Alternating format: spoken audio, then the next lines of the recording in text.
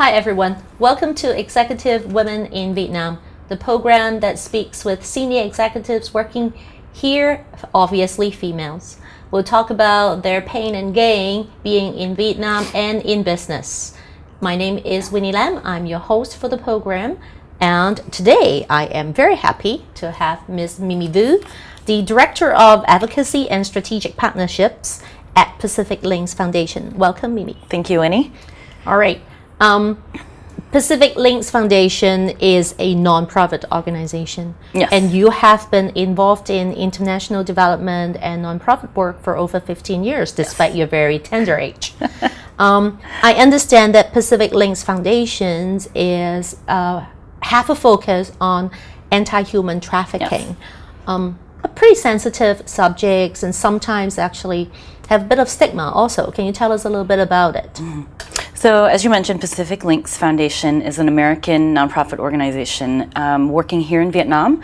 This year is actually our 15th anniversary. We work on the Chinese and Cambodian borders and also in industrial zones across the country. Vietnam is one of the top source countries for trafficking victims around the region, particularly to countries like China, Cambodia, and Malaysia, and also in Europe, especially to countries like Russia and United Kingdom. England. So it's a big issue in terms of Vietnam's development because looking at it as a business, if we were to do that, we export, trafficking exports so many of our people without getting the benefits of export. There's no remittances being sent home because these are people who have been trafficked and enslaved. So it's becoming a big, big issue and one that I think will, if unchecked, will irreparably harm Vietnam's development. This is mind-boggling at this time and age that these things are happening, and when you're using the word export, it really hits home that this is not really legal. And you said that it's mostly operating in the country borders and whatnot. You mentioned industrial zone. That is a very disconnected area, if you ask me, when we talk about anti-human trafficking. Yeah. Do you explain? Sure. I mean, with our work in the industrial zones, we have our work mainly focuses on prevention. And we do have programs that support survivors and their reintegration. But one of our biggest and our newest prevention program is a program called FACT, which stands for Factory Awareness to Counter Trafficking. And this we work directly in the factories and the industrial zones.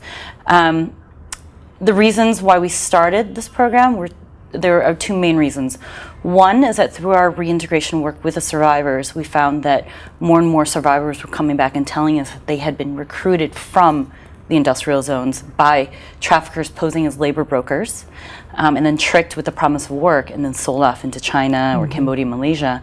And then number two, about 2 or 3 years ago, California, which is a major global economy on its own, passed a law called SB 657, which means it's the California Transparency in Supply Chain Law, which requires any company doing business in California with an annual turnover of $100 million or more to declare what they're doing to clean up trafficking and modern-day slavery in their supply chain.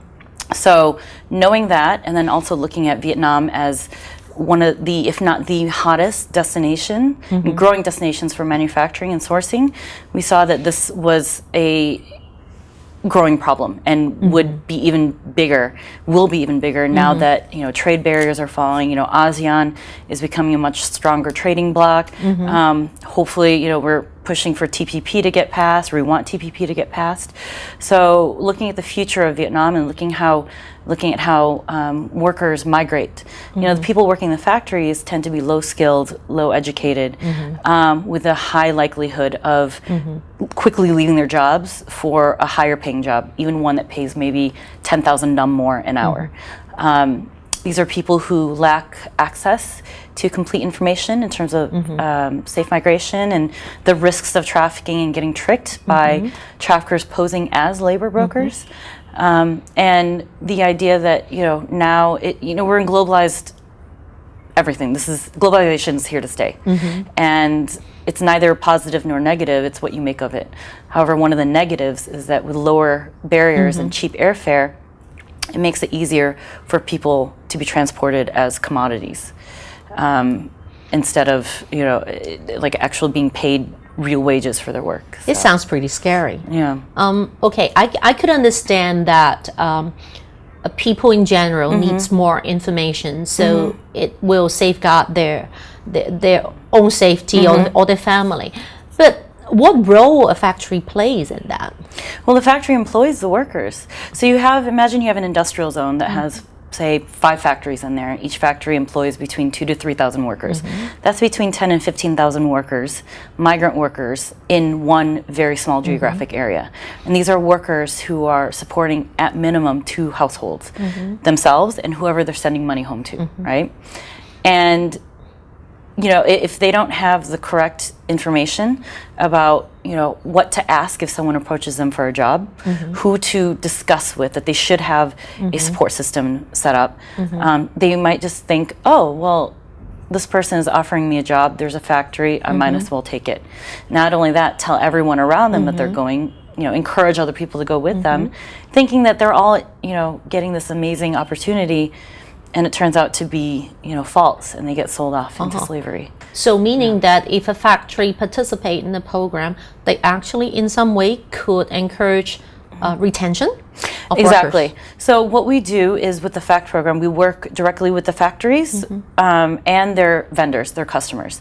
So international brands, and right now we're in sewn products, which includes footwear and apparel.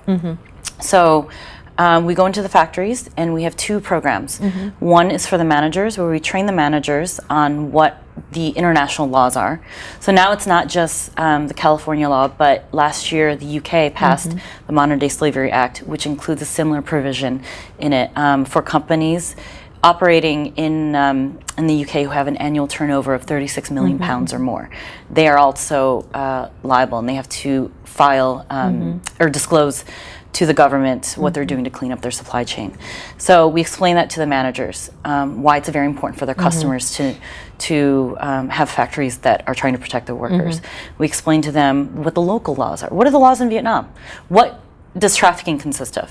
Because most people in Vietnam, when they think of trafficking, they think of sexual trafficking of women and girls. That's known, that's common, or probably the most common, but they don't necessarily understand that forced labor is a form of trafficking as well.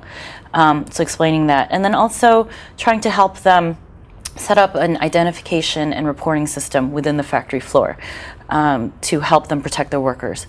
With the workers themselves, we have a separate training where the information is, I would say, more practical. What are the tactics that traffickers use? What are the different types of trafficking? What should you ask? What are the, say 5 questions you need to ask every time you're approached for, with a job. Who are the 5 people you need to discuss every job offer you have with? If you think that trafficking is happening, who do you report to? Who do you tell? And then we work it all the way up. And that, the training for the workers, also I forgot to mention financial literacy.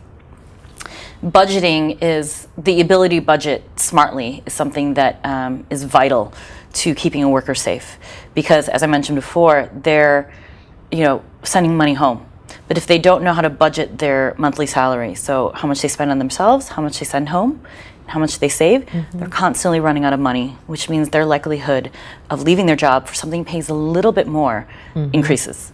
So we teach them how to spend and save smartly. All of that said, put together, is so that the worker can protect themselves, no matter where they work.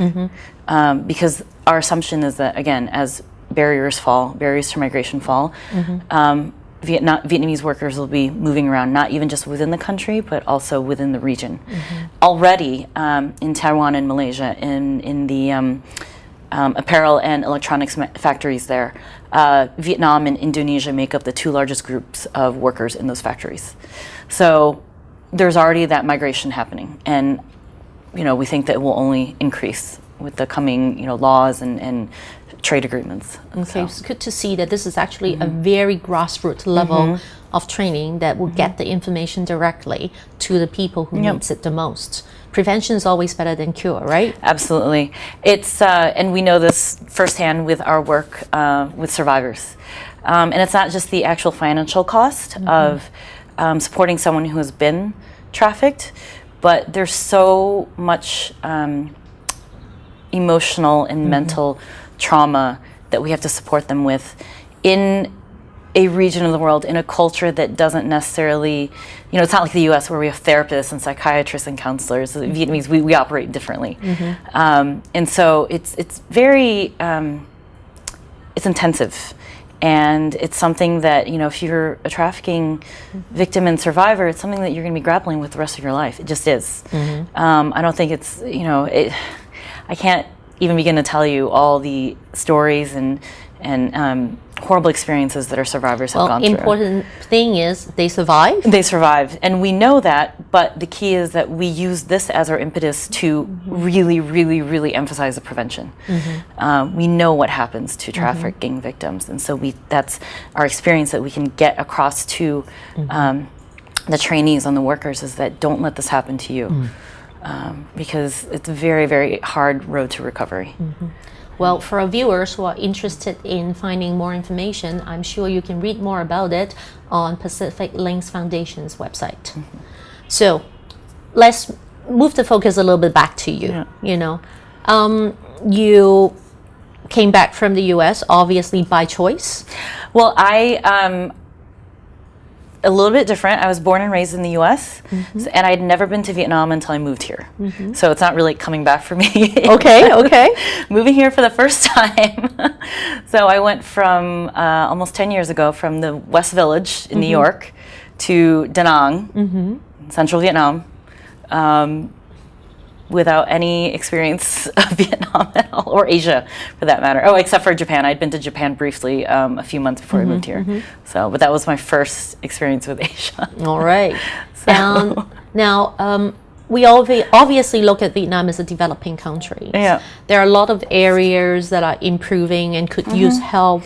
And what do you see as the biggest challenge going forward in the international development area that you're focusing on? Obviously the work that you're doing are great, and you probably continue to do it.